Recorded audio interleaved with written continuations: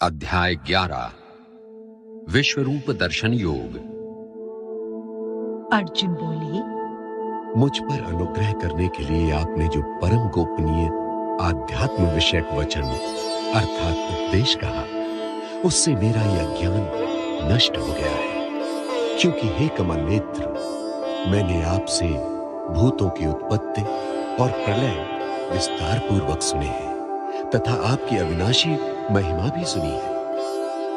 हे परमेश्वर, आप अपने को जैसा कहते हैं ये ठीक ऐसा ही है, परंतु हे पुरुषोत्तम, आपके ज्ञान, ऐश्वर्य, शक्ति, बल, वीर्य और तेज से युक्त ऐश्वर्य रूप को मैं प्रत्यक्ष देखना चाहता हूं। हे प्रभु, यदि मेरे द्वारा आपका वो रूप देखा जाना शक्य है, ऐसा आप मानते हैं, तो हे योगेश्वर, उस अविनाशी स्वरूप का मुझे दर्शन कराइए। श्री कृष्ण बोले, हे पार्थ, अब तू मेरे सैकड़ों हजारों नाना प्रकार के और नाना वर्ण तथा नाना आकृति वाले अलौकिक रूपों को देख। हे भरतवंशी अर्जुन, तू मुझ में आदित्यों को अर्थात अदिति के 12 पुत्रों को, 8 वसुओं को, 11 रुद्रों को, 2 अश्विनी कुमारों को और 49 मरुदगणों को देख तथा और भी बहुत से पहले न देखे हुए आश्चर्यमय रूपों को देख। हे अर्जुन, अब इस मेरे शरीर में एक जगह स्थित चराचर सहित संपूर्ण जगत को देख तथा और भी जो कुछ देखना चाहता हूं सो देख, परंतु मुझको तू इन अपने प्राकृत नेत्रों द्वारा देखने में निस्संदेह समर्थ नहीं है। इसी से मैं तुझे दिव्य अर्थात अलौकिक चक्षु देता हूं। इससे तू मेरी ईश्वरीय योग शक्ति को देख। संजय बोले, हे राजन, महायोगेश्वर और सब पापों के नाश करने वाले भगवान ने इस प्रकार कहकर उसके पश्चात अर्जुन को परम ऐश्वर्य युक्त दिव्य स्वरूप दिखलाया। अनेक मुख और नेत्रों से युक्त, अनेक अद्भुत दर्शनों वाले, बहुत से दिव्य भूषणों से युक्त और बहुत से दिव्य शस्त्रों को हाथों में उठाए हुए, दिव्य माला और वस्त्रों को धारण किए हुए और दिव्य गंध का सारे शरीर में लेप किए हुए, सब प्रकार के आश्चर्यों से युक्त, सीमा रहित और सब ओर मुख किए हुए विराट स्वरूप परम देव परमेश्वर को अर्जुन ने देखा। आकाश में 1000 सूर्यों के एक साथ उदय होने से उत्पन्न जो प्रकाश हो, वो भी उस विश्वरूप परमात्मा के प्रकाश के सदृश कदाचित ही हो। पांडुपुत्र अर्जुन ने उस समय अनेक प्रकार से विभक्त अर्थात पृथक पृथक संपूर्ण जगत को देवों के देव श्री कृष्ण भगवान के उस शरीर में एक जगह स्थित देखा।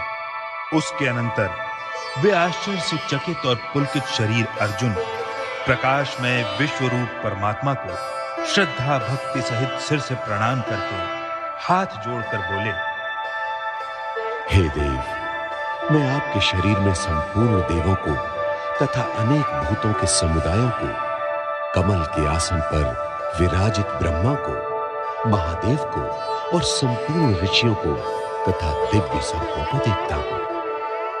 हे संपूर्ण विश्व के स्वामी, आपको अनेक भुजा, पेट, मुख और नेत्रों से युक्त तथा सब ओर से अनंत रूपों वाला देखता हूं। हे विश्वरूप, मैं आपके न अंत को देखता हूं, न मध्य को और न आदि को ही। आपको मैं मुकुट युक्त, गदा युक्त और चक्र युक्त तथा सब ओर से प्रकाशमान तेज की पुंज, प्रज्वलित अग्नि और सूर्य के सदृश ज्योति युक्त, कठिनता से देखे जाने योग्य और सब ओर से अप्रमेय स्वरूप देखता हूं। आप ही जानने योग्य परम अक्षर अर्थात पर ब्रह्म परमात्मा है। आप ही इस जगत के परमाश्रय हैं। आप ही अनादि धर्म के रक्षक हैं और आप ही अविनाशी सनातन पुरुष हैं, ऐसा मेरा मत है। आपको आदि, अंत और मध्य से रहित, अनंत सामर्थ्य से युक्त अनंत भुजा वाले, चंद्र सूर्य रूप नेत्रों वाले, प्रज्वलित अग्नि रूप मुख वाले और अपने तेज से इस जगत को संतप्त करते हुए देखता हूं। हे महात्मन, ये स्वर्ग और पृथ्वी के बीच का संपूर्ण आकाश तथा सब दिशाएं एक आपसे ही परिपूर्ण है तथा आपके इस अलौकिक और भयंकर रूप को देखकर तीनों लोग अति व्यथा को प्राप्त हो रहे हैं। वे ही देवताओं के समूह आप में प्रवेश करते हैं और कुछ भयभीत होकर हाथ जोड़े आपके नाम और गुणों का उच्चारण करते हैं तथा महर्षि और सिद्धों के समुदाय कल्याण हो ऐसा कहकर उत्तम उत्तम स्तोत्रों द्वारा आपकी स्तुति करते हैं। जो 11 रुद्र और 12 आदित्य तथा 8 वसु, साध्यगण, विश्वदेव, अश्विनी कुमार तथा मरुदगण और पितरों का समुदाय तथा गंधर्व, यक्ष, राक्षस और सिद्धों के समुदाय हैं, वे सभी विस्मित होकर आपको देखते हैं। हे महाबाहु, आपके बहुत मुख और नेत्रों वाले, बहुत हाथ, जंघा और पैरों वाले, बहुत उदरों वाले और बहुत सी दाढ़ों के कारण अत्यंत विकराल महान रूप को देखकर सब लोग व्याकुल हो रहे हैं तथा मैं भी व्याकुल हो रहा हूं, क्योंकि हे विष्णु, आकाश को स्पर्श करने वाले दैदीप्यमान अनेक वर्णों से युक्त तथा फैलाए हुए मुख और प्रकाशमान विशाल नेत्रों से युक्त आपको देखकर भयभीत अंतःकरण वाला मैं धीरज और शांति नहीं पाता हूं। दाढ़ों के कारण विकराल और प्रलय काल की अग्नि के समान प्रज्वलित आपके मुखों को देखकर मैं दिशाओं को नहीं जानता हूं और सुख भी नहीं पाता हूं। इसलिए हे देवेश, हे जगन निवास, आप प्रसन्न हो। वे सभी धृतराष्ट्र के पुत्र राजाओं के समुदाय सहित आप में प्रवेश कर रहे हैं और भीष्म पितामह, द्रोणाचार्य तथा वो कर्ण और हमारे पक्ष के भी प्रधान योद्धाओं के सहित सब के सब आपके दाहों के कारण विकराल भयानक मुखों में बड़े वेग से दौड़ते हुए प्रवेश कर रहे हैं और कई एक चूर्ण हुए सिरों सहित आपके दांतों के बीच में लगे हुए दिख रहे हैं। जैसे नदियों के बहुत से जल के प्रवाह स्वाभाविक ही समुद्र के ही सम्मुख दौड़ते हैं, अर्थात समुद्र में प्रवेश करते हैं, वैसे ही वे नरलोक के वीर भी आपके प्रज्वलित मुखों में प्रवेश कर रहे हैं। जैसे पतंग मोहवश नष्ट होने के लिए प्रज्वलित अग्नि में अतिवेग से दौड़ते हुए प्रवेश करते हैं, वैसे ही ये सब लोग भी अपने नाश के लिए आपके मुखों में अतिवेग से दौड़ते हुए प्रवेश कर रहे हैं।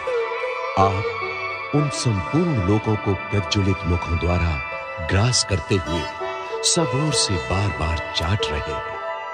हे विष्णु, आपका उग्र प्रकाश संपूर्ण जगत को तेज के द्वारा परिपूर्ण करके तपा रहा है। मुझे बतलाइए कि आप उग्र रूप वाले कौन हैं? हे देवों में श्रेष्ठ, आपको नमस्कार हो। आप प्रसन्न होइए। आदि पुरुष, आपको मैं विशेष रूप से जानना चाहता हूं, क्योंकि मैं आपकी प्रवृत्ति को नहीं जानता। श्री कृष्ण बोले, मैं लोगों का नाश करने वाला बढ़ा हुआ महाकाल हूं। इस समय इन लोगों को नष्ट करने के लिए प्रवृत्त हुआ हूं। इसलिए जो प्रतिपक्षियों की सेना में स्थित योद्धा लोग हैं, वे सब तेरे बिना भी नहीं रहेंगे, अर्थात तेरे युद्ध न करने पर भी इन सब का नाश हो जाएगा। अतएव तू उठ, यश प्राप्त कर और शत्रुओं को जीतकर धन धान्य से संपन्न राज्य को भोग। ये सब शूरवीर पहले ही से मेरे ही द्वारा मारे हुए हैं। हे सव्यसाचिन, तू तो केवल निमित्त मात्र बन जा। द्रोणाचार्य और भीष्म पितामह तथा जयद्रथ और कर्ण तथा और भी बहुत से मेरे द्वारा मारे हुए शूरवीर योद्धाओं को तू मार। भय मत कर, निस्संदेह तू युद्ध में वैरियों को जीतेगा, इसलिए युद्ध कर। संजय बोले। केशव भगवान के इस वचन को सुनकर मुकुटधारी अर्जुन हाथ जोड़कर कांपता हुआ नमस्कार करके, फिर भी अत्यंत भयभीत होकर प्रणाम करके भगवान श्री कृष्ण के प्रति गदगद वाणी से बोले, हे अंतर्यामिन, ये योग्य ही है कि आपके नाम, गुण और प्रभाव के कीर्तन से जगत अति हर्षित हो रहा है और अनुराग को भी प्राप्त हो रहा है, तथा भयभीत राक्षस लोग दिशाओं में भाग रहे हैं और सब सिद्ध गणों के समुदाय नमस्कार कर रहे हैं। हे महात्मन, ब्रह्मा के भी आदिकर्ता और सबसे बड़े आपके लिए वे कैसे नमस्कार न करें, क्योंकि हे अनंत, हे देवेश, हे जगन निवास, जो सत असत और उनसे परे अक्षर अर्थात सच्चिदानंद घन ब्रह्म है, वो आप ही हैं। आप आदिदेव और सनातन पुरुष हैं। आप इस जगत के परम आश्रय और जानने वाले तथा जानने योग्य और परम धाम हैं। हे अनंत रूप, आपसे ये सब जगत व्याप्त अर्थात परिपूर्ण है। आप वायु, यमराज, अग्नि, वरुण, चंद्रमा, प्रजा के स्वामी, ब्रह्मा और ब्रह्मा के भी पिता हैं। आपके लिए हजारों बार नमस्कार, नमस्कार हो। आपके लिए फिर भी बार बार नमस्कार, नमस्कार। हे अनंत सामर्थ्य वाले, आपके लिए आगे से और पीछे से भी नमस्कार। हे सर्वात्मन, आपके लिए सब ओर से ही नमस्कार हो, क्योंकि अनंत पराक्रमशाली आप समस्त संसार को व्याप्त किए हुए हैं। इससे आप ही सर्वरूप हैं।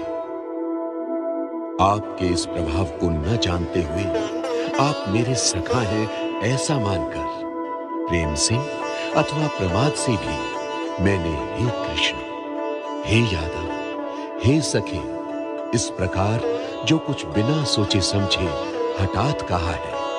और हे अच्युत, आप जो मेरे द्वारा विनोद के लिए विहार, शय्या, आसन और भोजनादि में अकेले अथवा उन सखाओं के सामने भी अपमानित किए गए हैं, वो सब अपराध अप्रमेय स्वरूप अर्थात अचिंत्य प्रभाव वाले आपसे मैं क्षमा करवाता हूं। आप इस चराचर जगत के पिता और सबसे बड़े गुरु एवं अति पूजनीय हैं।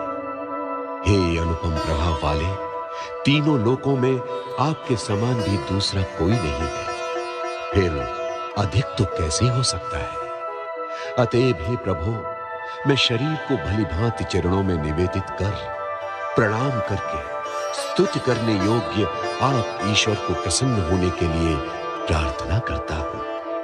हे देव, पिता जैसे पुत्र के, सखा जैसे सखा के और पति जैसे प्रियतमा पत्नी के अपराध सहन करते हैं, वैसे ही आप भी मेरे अपराध को सहन करने योग्य हैं। मैं पहले न देखे हुए आपके इस आश्चर्यमय रूप को देखकर हर्षित हो रहा हूं और मेरा मन भय से अति व्याकुल भी हो रहा है। इसलिए आप उस अपने चतुर्भुज विश्व रूप को ही मुझे दिखलाइए। हे देवेश, हे जगन निवास, प्रसन्न होइए। मैं वैसे ही आपको मुकुट धारण किए हुए तथा गदा और चक्र हाथ में लिए हुए देखना चाहता हूं। इसलिए हे विश्व स्वरूप, हे सहस्त्रबाहु, आप उसी चतुर्भुज रूप में प्रकट होइए। श्री कृष्ण बोले। हे अर्जुन, अनुग्रह पूर्वक मैंने अपनी योग शक्ति के प्रभाव से ये मेरा परम तेजोमय, सबका आदि और सीमा रहित विराट रूप तुझको दिखलाया है, जिसे तेरे अतिरिक्त दूसरे किसी ने पहले नहीं देखा था। हे अर्जुन, मनुष्य लोक में इस प्रकार विश्व रूप वाला मैं न वेद और यज्ञों के अध्ययन से, न दान से, न क्रियाओं से और न उग्र तपों से ही तेरे अतिरिक्त दूसरे के द्वारा देखा जा सकता हूं। मेरे इस प्रकार के इस विकराल रूप को देखकर तुझको व्याकुलता नहीं होनी चाहिए और मूढ़ भाव भी नहीं होना चाहिए। तू भय रहित और प्रीति युक्त मन वाला होकर उसी मेरे इस शंख चक्र गदा पद्म युक्त चतुर्भुज रूप को फिर देख। संजय बोले, वासुदेव भगवान ने अर्जुन के प्रति इस प्रकार कहकर फिर वैसे ही अपने चतुर्भुज रूप को दिखलाया और फिर महात्मा श्री कृष्ण ने सौम्य मूर्ति होकर इस भयभीत अर्जुन को धीरज दिया। अर्जुन बोले, हे जनार्दन, आपके इस अति शांत मनुष्य रूप को देखकर अब मैं स्थिर चित्त हो गया हूं और अपनी स्वाभाविक स्थिति को प्राप्त हो गया हूं। श्री कृष्ण बोले, मेरा जो चतुर्भुज रूप तुमने देखा है, ये सुदुर्दर्श है, अर्थात इसके दर्शन बड़े ही दुर्लभ हैं। देवता भी सदा इस रूप के दर्शन की आकांक्षा करते रहते हैं। जिस प्रकार तुमने मुझको देखा है, इस प्रकार चतुर्भुज रूप वाला मैं न वेदों से, न तप से, न दान से और न यज्ञ से ही देखा जा सकता हूं। परंतु हे परंतप अर्जुन, अनन्य भक्ति के द्वारा इस प्रकार चतुर्भुज रूप वाला मैं प्रत्यक्ष देखने के लिए, तत्व से जानने के लिए तथा प्रवेश करने के लिए, अर्थात एक ही भाव से प्राप्त होने के लिए भी शक्य हूं। हे अर्जुन, जो पुरुष केवल मेरे ही लिए संपूर्ण कर्तव्य कर्मों को करने वाला है, मेरे परायण है, मेरा भक्त है, आसक्ति रहित है और संपूर्ण भूत प्राणियों में वैर भाव से रहित है, वो अनन्य भक्ति युक्त पुरुष मुझको ही प्राप्त होता है।